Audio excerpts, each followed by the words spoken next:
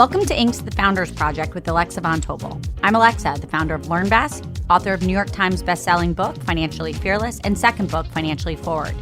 I'm also the founder and managing partner of Inspired Capital, a venture firm focused on the entrepreneurs of the future. Each week, we sit down with a top founder to share their story of guts, inspiration, and drive. Hi, everybody.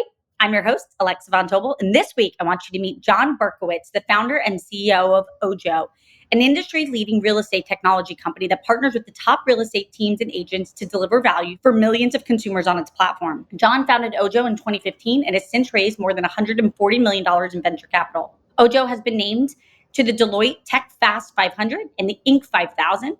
John has received numerous leadership accolades, including Ernst & Young Entrepreneur of the Year, and Austin Business Journal Company and CEO of the Year.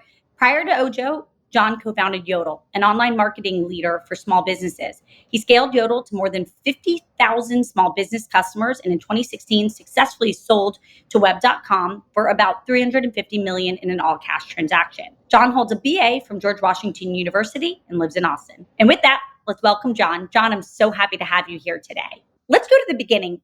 In plain English, what's OJO in your own words? And take us back to how you came up with the idea and that founding story back in 2015 when you founded OJO. So what OJO is today is a platform that serves consumers and real estate agents and real estate teams in the broader residential real estate space. For consumers, it's a platform that helps them find homes, get connected to the people and financing solutions needed to actually sell or buy the homes, and provides tools to help them own the home. And so we exist for consumers to help them be more efficient in the home journey. Very similar for agents and teams, we exist to allow them to more efficiently serve more consumers more often. And so we're a platform kind of connecting consumers and the professionals needed to navigate the complex and sometimes painful real estate journey. So, John, let's go back to the beginning. What was that core pain point? And then walk us through the product experience and how you imagined and envisioned that. Yeah. So over 7 years, you can imagine it's changed. First, when we started the company, there was no concept of real estate whatsoever. The pain point that launched OJO was personalization at scale. We had been thinking about the rise of kind of machine learning and different technologies and what they could do to help a consumer make better decisions at scale. Our feeling was, as consumers, we were getting generic content passed to us and we were having to sort through very inefficiently lots of content. And we wanted to provide a better experience for that. And we initially envisioned apps and different technologies, location tracking devices to solve those problems. And rather than going and building a robust product, we said, let's go and test our theses around these pain points with consumers. And so in 2015, we launched a very simple decision tree chatbot to engage with consumers. And we did it as a research project. So we just started texting with consumers, asking them questions under a product known as Bot, which was original in 2015. And the idea was never to play in that space. We were just using that as an effective way to find out information on how consumers were thinking and solving problems. And in that test, we learned a big opportunity, which is the level of engagement that consumers will have with that more personalized communication channel was unlike anything we had seen in kind of at-scale marketing and consumer solutions prior. And so we pivoted the entire idea of the business. We said, we need to go do that. We need to go lean into that space where, for whatever reason, a consumer will engage with this technology more so than they would a human being. If I had just called them and asked them questions, it would have been super awkward. But for whatever reason, when the machine was asking them, they were giving us a lot of information. And so we moved into that space. We invented technology in that space, in this engaging with consumers one-on-one at scale. And then as we wanted to grow it, we said we need to go and pick one area to go very deep in, because just generically asking questions and answering them isn't going to add any value. So we need a vertical. We went through an exercise around all of the different industries that this could be interesting in. And we scored them based on the size of the consumer need, size of the market, a few different qualifications, and real estate ended up bubbling up to the top. Why? Because essentially every American has some interaction in real estate every year. Dream of a home, actually buy a home, search for a home, live in a home. It is a very long, complicated process. And this idea of the hell zone, which we stumbled into, is really pronounced in it. The idea of the hell zone is you walk into a clothing store, salesperson says, "May I help you?" You say no, and then 30 seconds later, you look for that salesperson. There is this human interaction of not wanting to engage with a salesperson before you really feel like you're ready to buy. The bigger the purchase, the longer the consumer thinks they're ready to buy. And so what we realized is, whereas in Macy's, the hell zone's 30 seconds, in real estate, it's a year and a half. And that creates this disconnect where you don't have expert advice supporting the consumers, and therefore there's lots of breakage. And that launched OJO. Can you talk a little bit about how AI has been an early fabric of the company? AI was one part in the 2015, 2016, a marketing. There's three pillars of AI in our business that not all didn't need to be connected. One was the marketing angle, which was how do you get on stage, get interest, convince investors you're different. That was real, and we leaned into it. It wasn't the reason it was there, but it was real. Then there was the value proposition to a consumer. Because of this hell zone concept, consumers needed to know that we were a technology, not a person, to get the engagement. And then there was the actual tool of machine learning to solve the problem. How do you have millions of conversations simultaneously at scale? All three were kind of fundamental in the beginning. What's interesting is as we've evolved, the first two really are not in the picture. We don't exist and tell consumers every day, we're a technology, just engage with us. We weave technology and humans pretty evenly throughout the experience. We don't lean into just talk to a machine. We don't at all tell investors or stand on stages and talk about AI because candidly, right now, I think we're in a newfound hype cycle. But the way we solve problems, we will a lot of times use humans because it's more efficient and better consumer experience and we can scale it. And a lot of times lean heavily on complex algorithms to determine what to do next, use machine learning and different kind of more, I would say, rudimentary AI to solve problems. But it is a tool in our business used when it makes sense and zero pressure on anybody to use it when it does not. Can you talk a little bit about what seems so obvious to you if we fast forward 5 to 10 years? It's really interesting. On one hand, the awareness now of ChatGPT and AI is like my mom knows about it. We've now broadened the awareness, which now that we've broadened the awareness, I think you'll broaden the acceptance, and that's going to accelerate the use of them. My thesis was in 2020 was what these complex deep algorithms do is allow you to make better decisions faster. And they also can solve problems like content creation and doing human tasks faster. And when you see that 3 years ago, you're like, oh, this is going to be everywhere.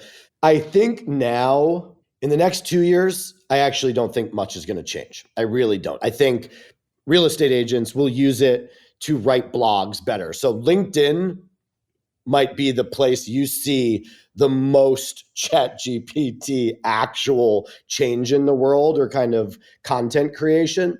I think some businesses will do it. People will have better chatbots and things like that.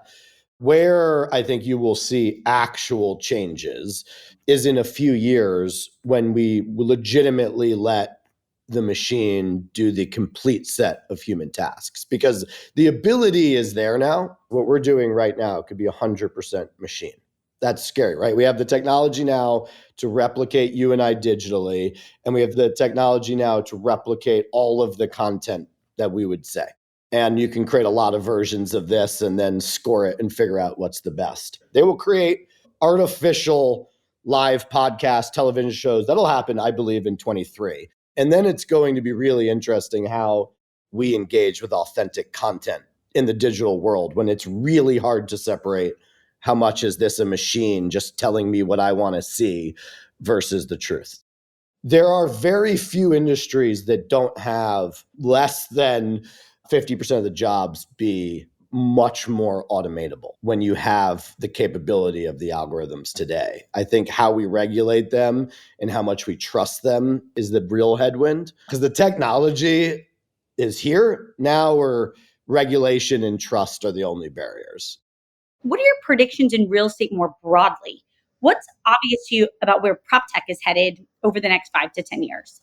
When I look back, I think it is one of the more interesting industries when you think about innovation and change, because the normal internet cycle that hit every other industry, from buying shoes to healthcare and everywhere else, somewhat skipped over real estate, because right when the innovation cycle was going, 2007 happened, and this industry was the cause of the global recession, right? And so a lot of the innovation you saw in other categories didn't happen here. All the money left.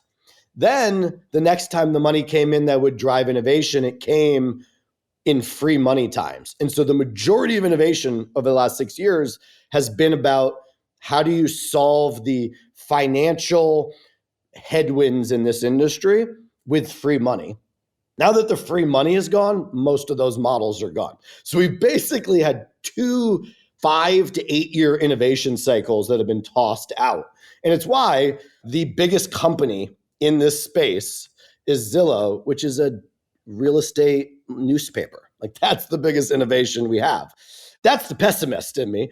The optimist says we are upon the biggest cycle of innovation this industry has ever had, because we have real companies who are thinking about sustainable innovations, who understand the consumer pain points with better technology than we've ever had before. I think you will see more personalization. You and I, like, in the grand scheme of the world, we are way more similar than different, but how you and I will interact in real estate should be treated infinitely different, but it won't be. I think that the technology and innovation is going to be about really customizing the experience on a continuous basis for you and I. I think you'll have a lot of innovation in partial home ownership. This whole idea of all of an American's net worth is tied up in the home, and then you have all of this private equity money, long real estate. The models that say that there is a gray area and we can do that together, I think will prevail and are good for consumers and good financial. So I think partial ownership will be good. And then I think you will see a lot of more sustainable financial innovation. Teach us how you think of build versus buy, and what makes an acquisition super successful. I believe if you say, what are 1 or 2 things that's made this company as successful as it has been, the first one is people. The second is the pragmatic approach to problem solving, which is really egolessly and open-minded, saying, for any problem, we will build, buy, or partner. We have legitimate, significant patents in AI. We have huge partnerships with publicly traded companies, and we've bought 4 companies prior to Series D, which is fairly unheard of. And I think what is more unique than any one of those, it's the fact that we've actually done all 3. Because normally it's like, oh, everything's built here, or everything's bought, we're just a roll up, or we partner on everything. We have looked at it and said, what is the most effective way to solve the problem? And to do that, you need to basically teach the company to be egoless and say, it does not matter. If there's another company out there that's beating us, let's figure out how to either partner or buy them, whichever is better. And if the problem isn't solved, no matter how hard it is, go solve the problem. And it's allowed us to leap forward. On the what makes acquisition successful, I think every person, you know this, is culture. You need to figure it out. I think bigger than culture potentially is alignment on goals and what you want. One thing we've been very good at is, of course, we evaluate the people. We say, are they talented? Are they going to be able to contribute in the broader mission? And then when you're talking to founders and management, really actually trying to understand what they want. No different than when you're hiring an employee. Are you talented? Can you help me? And does my product and where I'm going help you? You have to think about that in acquisitions. Because if you don't, what you end up doing is sounds really good, cultures are good, but then they start working against each other. And it's not a multiplication equation, which is what great acquisitions are. That's where my obsession's been. I very early can tell, is the culture going to fit? Are the founders going to fit? Are we like going to get along? Which for my own sanity is important to me. I've realized what they actually want, not that it's wrong what they want, but isn't where we're going. I have had those moments where I play out, what if I decided to do this? What if you give me your company and all your people, and tomorrow afternoon, I decide that we should buy your biggest competitor or sell to the company you hate? I think that understanding what is really important to leadership when you're buying a company or when you're selling your company to somebody else is really important. And we'll be right back after a message from our sponsors. I want to go back to you now, John. You grew up in New Haven. If you think about your entrepreneurial spirit, your success as an entrepreneur, is there anything that your parents did or your family did when you were growing up that you kind of attribute to being a critical element of your success? One thing is you don't realize it until you leave, but New Haven is a crazy entrepreneurial place historically. And we have all of these inventions, the first phone book, the Frisbee, the lollipop. These are things that you learn as a kid and you see it all around. You're just like, oh, it's the center of the world. And it's not the biggest city in the world and it's got all these problems, but there's this idea of solving problems that you grow up around in New Haven that I think spurs a lot of entrepreneurship. My father owned a small commercial construction company, and so I was a part of business, good, bad, or ugly, in every part of my life, right? Christmas and Hanukkah, we were dual trackers in the religious scene.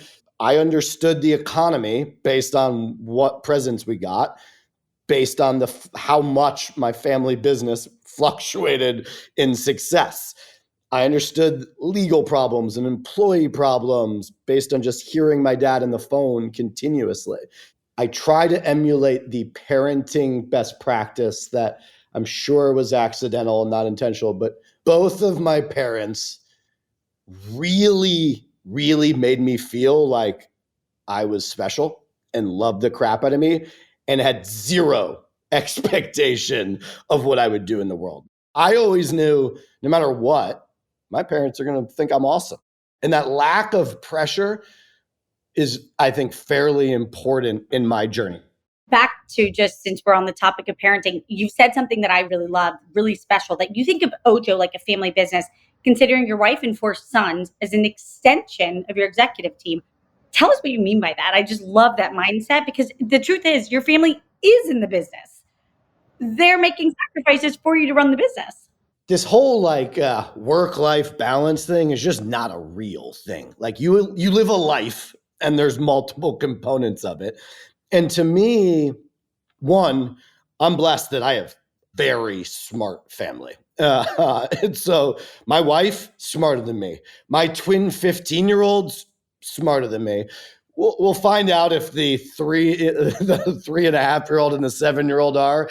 Right now, I have more wisdom. They will also likely be much smarter than me. But I am surrounded by just very intelligent people who are good at decision making. And so they've been around longer than everybody besides my co-founder on the company Jeremy, and they know me better than anybody else. So they're really good sounding boards. But also, they have to deal with the weight of the company. The scary days, the stressful days, those come home. It's physically impossible not to. And so if they're not part of the celebration and they're not riding the journey with you, then I just think it's a shame. And so I just realized they're part of the team. They think about decisions. They're a part of those decisions. Things that extremely confidential NDAs with the world's biggest private equity companies and publicly traded companies that only a small portion of my team can know about. I will go and sit with my twin 15-year-olds and my wife and fully unpack. It's probably good for them. I'm sure it's really annoying at times, and it's definitely good for OJO. I want to go back. You sold Yodle. Yeah. It was acquired in 2016. Why the heck did you jump back in the ring? How did you think about wanting to do it all over again, knowing you obviously didn't have to? And how did you think about maybe rules or really important lessons that you brought with you? One, when I knew we were selling Yodle, is when I started working on OJO. So there was a period of time, fully disclosed to everybody on both sides, where I had employees in both companies. I had, at the end of OJO, end of Yodle, 100 employees in my direct org. When we made the decision not to go public and go own it ourselves, I knew I just needed to go do it on my own again. And so I was already in ideation mode and had actually started it pre-Yodle selling. And so that is dumb luck, because had I not had OJO the day that we sold Yodle, I would have been in a extremely dark spot, because you build for a decade, you expect all these things, and then when it happens, my experience was that it wasn't what I expected. I had little things like my only email just was john@yodle.com. OJO was nothing at this point. We just were early ideation and very much in stealth mode. John Berkowitz wasn't really a person, because my entire adult years was John, the founder of Yodle. And what I thought would be delivered on exit was mostly just something being taken versus giving. I remember how dark that evening was. The thing I did is I went to work the next day at OJO and put everything into it and just said, I got to go rebuild that. And if I didn't have that, I very sincerely, without my family and OJO, I think I would have been in danger. That's how bad and dark the feeling of exit was for me. I am a person that I think derives energy from solving problems and building. And if I don't have those, it's not good for me. You have this quote, which I passionately agree with. You say there's a danger of founders marching towards an exit instead of marching to solve a problem. But from your point of view, I know you agree with that deeply, but why? Yeah. Why? Help people understand why. What's really interesting is my realization around it was from Yodle. When we started Yodle, there wasn't we're going to go get rich. It was oh, cool. We're sons of small business owners. There's this massive unsolved space on the internet. They're spending money in the yellow pages. We want to get them in the internet. None of it was, oh, we are going to go get rich. And somewhere in the year 2 of Yodle, it was less about solving a problem, the pride of the customer. It was more about march up the ink list, smoke the competition on revenue, go add another 10,000 customers. So it really became march on these metrics, which were all pacing towards, we're going to take this company public and it's going to be a massive success. And I don't know when it changed, but at some point in there it changed. And for a while, that was a very focused goal that drove growth. But at the point that we decided not to go public, we took out the single driving mission of the company. And that was the single biggest mistake in the history of the company, because we were going to go public. We all told the whole company we were going to go public. We were excited about it. We made a decision, hindsight, the wrong decision in my opinion, not to go public, but it was a decision that any company should be able to make. What we miscalculated was that all of us for a long period of time had been marching to that day, not to the let's just build a great lasting company. And we lost our way after that. We sold as a very successful sale. Investors and founders and everybody made a lot of money. But today, Yodle's not around. It's been chopped up, cut into pieces. And I think what ends up happening is if you are outcome driven, you don't build sustainable value in the world. And that to me is a real risk, because if you just build value, then you can do it forever and you can choose when you get off the boat on your own time. Last question I want to ask, and we're going to move to the quick fire round. Yeah. The stress is real. How did you get better at those? Pay it forward to everybody else listening. What are your tricks, tips, etc., when you're dealing with truly a moment that you're extremely overwhelmed? Yeah. I do better in an emergency. This is something I've learned about myself. a lot of times in a business, you're in an emergency, in a cash losing new startup, right? And so I think there's actually times where I do better. But when you go home and the emergency is done, then you just have the weight of the emergency and that stress. This is not I feel a little insecure making recommendations on it because I don't think I'm very good at this. I'll tell you the reality. My wife would say he sucks at it. He's stressed at nighttime. A characteristic of my personality is I go home, I spend a lot of time regretting mistakes during the day and being really scared of the cost of those mistakes. And it makes for a crappy go to bed experience. I'm sure there's 50 self-help books that would tell me there's a better practice than that. But the next morning, no matter what happened the day before, I wake up and I'm like, okay, fresh start. We have to go solve it. There is no other choice. And that is, no matter what the day is, no matter what the problem is or happened the day before, I have wired my brain, either just who I am or by evolution, to when I wake up tomorrow morning, I am going to be in solution problem solving mode.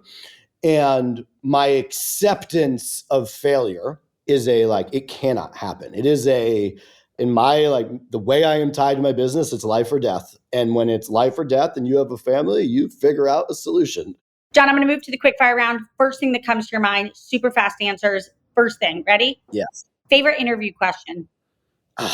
What's your superpower? Truly understanding what someone's most particular set of skills are that make them special is really important. And when you hire people with superpowers, you have to realize they also have major weaknesses. So you got to figure that out too. I love it. A quote you live by, a quote of any kind.